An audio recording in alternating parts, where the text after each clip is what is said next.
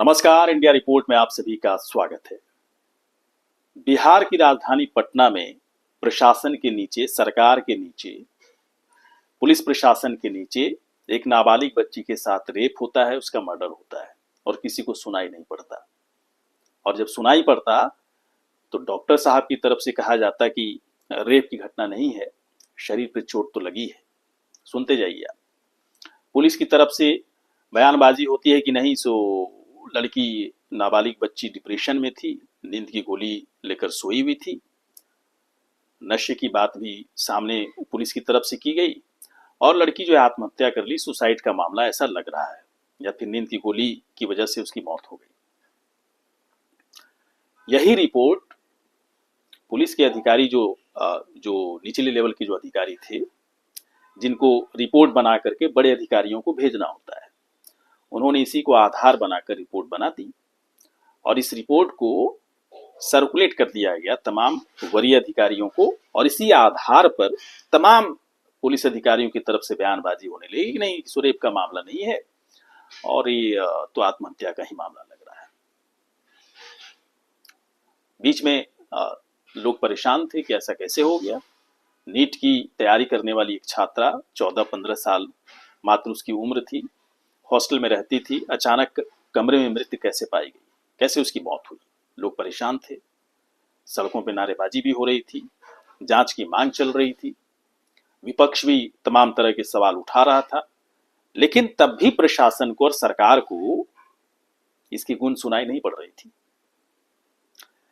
फिर पोस्टमार्टम का रिपोर्ट आता है और पोस्टमार्टम रिपोर्ट में कहा जाता है कि इस बात से इनकार नहीं किया जा सकता है कि इस बच्ची के साथ रेप की घटना नहीं हुई है, बल्कि गैंगरेप किया गया है। इस बात से भी इनकार नहीं किया जा सकता, क्योंकि जिस तरह से चोट है, जहां जहां चोट है, जिस जगह पर चोट है, वो चोट सीधे तौर पर इशारे करती है कि इस बच्ची के साथ बहुत ही दरिंदगी के साथ, दरिंदों ने दरिंदगी के साथ इस बच्ची के साथ अपनी हवस, है ना, दुराचार की घटना को अंजाम दिया।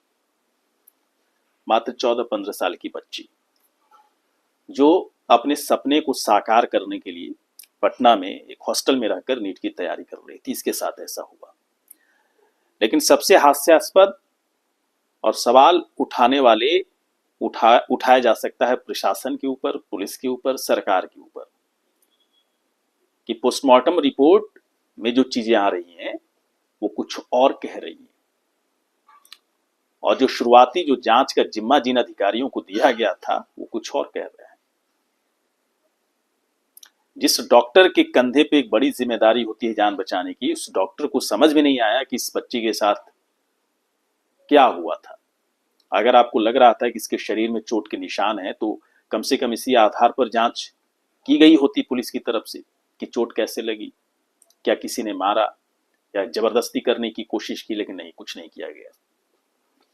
जिस कमरे में बच्ची के साथ इस तरह से दरिंदगी की गई, जिस हॉस्टल में किया गया, उस हॉस्टल को कम से कम सीज भी नहीं किया गया पुलिस की तरफ से। पुलिस ने मान लिया, अब मान लिया या लीपापोती करने की कोशिश हुई, इस तरह के आरोप भी लग रहे हैं कि इस केस को बढ़ाना नहीं है, नई नई सरकार बनी है, बदनाम हो जाएगी, तमाम तरह की बातें होती हैं। एसआईटी की तरफ से जब रिपोर्ट पेश किया गया तो प्रशासन भी एक्टिव दिखने लगा, पुलिस भी एक्टिव दिखने लगी, सरकार भी कहने लगी कि कड़ा एक्शन लेंगे और गुनहगारों को छोड़ा नहीं जाएगा। सम्राट चौधरी की तरफ से भी कहा गया। लेकिन सवाल ये है कि ऐसी घटना घटी क्यों। विपक्ष अगर एक बात कह रहा है कि सिर्फ इसी गर्ल्स हॉस्टल की बात नहीं है, बल्कि पटना में जितने भी गर्ल्स हॉस्टल हैं, लगभग अमूमन कुछ हॉस्टल को छोड़कर उनकी जांच, इवन जांच के दायरे में सभी हॉस्टल को रखे जाने की जरूरत है। लेकिन कुछ हॉस्टल्स के बारे में तो सीधे तौर पर आरोप लग रहा है। जिस हॉस्टल में बच्ची रह रही थी, उसी के संचालक के ऊपर आरोप लग रहा है कि इसके बहुत सारे हॉस्टल हैं और वहां पर सेक्स रैकेट चलाया जाता है। तो कम से कम विपक्ष के आरोप पर ही जांच कर लें, पुलिस इतना तो कर सकती है। और कहा जाता है कि पुलिस को क्या नहीं पता होता। और अगर आपको पता है इस तरह की घटना घट गई, इसके बाद भी अगर इस तरह के बयान आप लोगों की तरफ से दिए जा रहे हैं कि बच्ची नींद की गोली में बेहोशी की हालत में थी या फिर उसने आत्महत्या कर ली, रेप नहीं हुआ, मर्डर नहीं हुआ, इसके बाद भी आप सोचेंगे कि सड़कों पर लोग नारेबाजी नहीं करें, विपक्ष हल्ला नहीं करे, है ना। इसके बाद भी आप सोचेंगे मीडिया वाले कुछ ना बोलें, तलवे चाटते रहें। तो ऐसा तो नहीं हो सकता है। ऐसा नहीं, इसलिए नहीं हो सकता कि जिस बच्ची के साथ इस दरिंदगी की घटना को अंजाम दिया गया, उसकी उम्र आप देखिए, वो नाबालिग थी। नीतीश जी वो नाबालिग थी, और नीतीश जी आपकी सरकार में इस नाबालिग बच्ची के साथ रेप की घटना को अंजाम दिया गया, उसका मर्डर किया गया। पोस्टमार्टम रिपोर्ट तो यही कह रहा है नीतीश जी।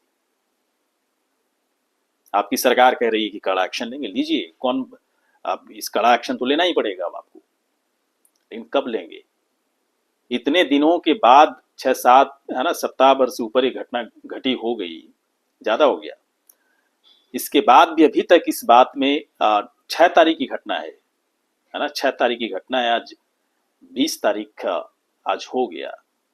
लगभग 2 सप्ताह तक इसी बात में पूरा पुलिस, पूरा प्रशासन, पूरी सरकार, पूरी राजनीति इसी बात में लगी रही कि ये घटना तो आत्महत्या वाला मामला है, रेप जैसी कोई घटना नहीं है, क्योंकि ऐसी बात तो नहीं हो सकती है। तो अभी तो आप लोग पिछले 14 दिन से इसी बात को तय नहीं कर पा रहे थे कि घटना, इस घटना किस तरह की घटना है। पोस्टमार्टम रिपोर्ट के बाद आप लोग पूरी तरह से एक्टिव हुए। इसके पहले कि आप लोग को वाकई में नहीं पता था कि घटना क्या थी? पुलिस की तरफ से जो बयान दिया गया, वरीय अधिकारियों की तरफ से यहां तक बयान दिया गया, उन्होंने उसी रिपोर्ट को आधार बना लिया। मैं नहीं कह रहा हूं कि वरीय अधिकारियों को बिल्कुल पता होगा, उसके बाद उन्होंने जानबूझ करके ऐसा किया, ऐसा नहीं होता है। निचले जो अधिकारी होते हैं, जिनके ऊपर जांच का जिम्मा होता है, अगर वो गलत रिपोर्ट बनाकर आगे पेश कर दिए तो वरीय अधिकारियों से गलती होने की संभावना पूरी तरह से रहती है। लेकिन एक बात समझ में नहीं आती कि जब डॉक्टर की तरफ से कहा गया था कि चोट के निशान है, तो उसके आधार पर जांच क्यों नहीं की गई? निचले लेवल की जिस अधिकारी की तरफ से, जिस महिला अधिकारी की तरफ से ये रिपोर्ट बनाई गई, क्या उसी रिपोर्ट को सच मान लिया गया, या फिर वाकई में इस पूरे केस में लीपापोती करने की कोशिश हुई है और 15 दिनों तक पुलिस और प्रशासन को पता ना हो कि यह घटना कैसे घटी? बहुत ही हैरानी की बात है, बहुत ही हैरानी की बात है। एसआईटी से जांच कराने की बात जो सामने आई है, ये पहले होना चाहिए था, या फिर जिस वक्त ये घटना घटी थी, है ना, बच्ची मृत पाई गई, उसकी मौत हो गई उस कमरे में, कम से कम उस कमरे को सीज करके, पूरे हॉस्टल को सीज करके, जो आसपास के जो लोग रहने वाले थे उससे गवाही के तौर पर कुछ चीजें, कुछ तो जांच होती, लेकिन सब कुछ मिटा दिया गया। कौन मिटाया, किसने मिटाया, इसकी भी जांच होनी चाहिए। सबसे हैरानी की बात होती है कि जिस हॉस्टल में इस घटना को, इस दरिंदगी को अंजाम दिया गया, उस हॉस्टल के लोगों को कुछ भी नहीं पता, उसके संचालक को कुछ भी नहीं पता। इतनी बड़ी घटना घट गई, उसके संचालक को कुछ भी नहीं पता।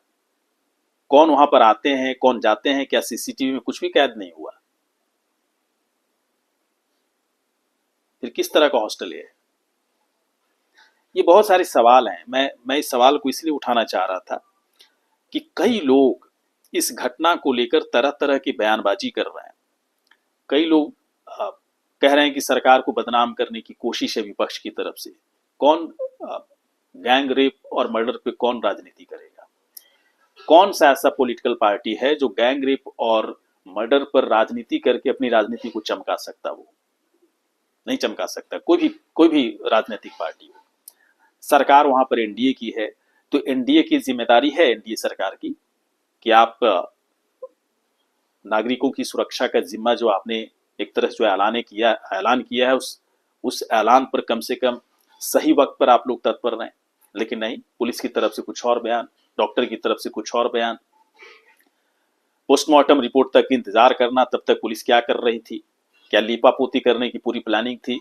लेकिन पोस्टमार्टम रिपोर्ट में जो चीजें निकलकर सामने आई, उसमें लीपापोती होने की संभावना कम दिख रही है, इसलिए तमाम तरह की तत्परता दिख रही है। बहुत ही हैरानी की बात है, कई लोग इस पूरे मामले को लेकर, शर्मिंदगी होती है ऐसी चीजें जब पूछी जाती है। कई लोग इस तरह की चीजें पूछ रहे थे कि जिस बच्ची के साथ इस घटना को अंजाम दिया गया, उस बच्ची की जाति क्या है? कितनी हैरानी की बात है। मतलब इस घटना के बाद जिस दरिंदगी को अंजाम दिया गया, उसमें लोग ही जाति ढूंढ रहे हैं। तो जात पात, हर चीज में जात पात करने वाले लोगों को चुल्लू भर पानी ढूंढने की जरूरत है। वैसे लोग जो यहाँ पर भी राजनीति देख रहे हैं, वैसे लोग जो यहाँ पर भी जाति पाति ढूंढ रहे हैं। ये बच्ची थी, नाबालिग बच्ची थी, इसके साथ इस तरह की दरिंदगी की गई। और एक किसी की भी बच्ची हो सकती, किसी जाति, किसी धर्म, जिसका कोई लेना देना नहीं। समाज को बदलने के लिए सबसे पहला स्टेप समाज को ही उठाना होता है, समाज में रहने वाले लोगों को उठाना होता है। तो बहुत सारी चीजें हैं, बहुत ही अव्यवस्था जैसी लगती है, एनार्किज्म जैसी लगती है।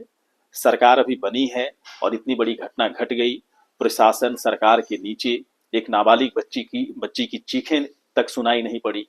15 दिन तक पूरा पुलिस और प्रशासन सोता रहा। नीतीश सरकार की तरफ से वादे पर वादे किए गए, कड़ा एक्शन लेंगे, लेकिन कब लेंगे कड़ा एक्शन? एसआईटी गठन किया आप लोगों ने, सही बात है, लेकिन ये बहुत ही हैरानी की बात है कि इतनी बड़ी घटना को अंजाम देने के बाद 4-5 गुनहगार इसमें माने जा रहे हैं, वो अभी तक पकड़ में नहीं आए। 15 दिन तक एसआईटी के पास आप लोगों ने क्या दिया? 15 दिन में बहुत सारे सबूत मिटा दिए गए होंगे। अब जिस एसआईटी की बात कर रहे हैं, उसे कितनी दिक्कत होगी इस पूरे मामले को इन्वेस्टिगेट करने में। तो जो शुरुआती अधिकारी थे उनकी जांच भी करो, जो डॉक्टर है उनकी जांच करो कि किस आधार पर इन्होंने इस तरह से बयानबाजी की, क्यों सीनियर अधिकारियों को गलत रिपोर्ट दिया गया। उस महिला अधिकारी की भी जांच होनी चाहिए और इस पूरे नेटवर्क का खुलासा होना चाहिए। खासतौर पर अगर इस तरह के आरोप लग रहे हैं कि जितने भी गर्ल्स हॉस्टल चल रहे हैं पटना राजधानी और उसके आसपास के इलाकों में या पूरे बिहार में, पूरे गर्ल्स हॉस्टल की जांच करने की जरूरत है। किस तरह की व्यवस्था वहां पर है, क्या सुरक्षा है, किसका हॉस्टल है, क्या वो दावे करता है और कितने दावे में सच्चाई नजर आती है, क्या सेक्स रैकेट जैसी चीजें वहां पर चल रही हैं, उसका नेटवर्क है, इसकी भी जांच होनी चाहिए। क्योंकि इस तरह से तो चीजें नहीं चलेगी। नाबालिग बच्ची के साथ रेप हुआ, उसका मर्डर किया गया, ऐसे तो नहीं चलेगा। और इस घटना के बाद भी अगर कोई ये कहता है कि इस पर राजनीति हो रही है और मीडिया वाले बहुत हल्ला कर रहे हैं, तो बहुत ही हैरानी और बहुत ही शर्मनाक बात है।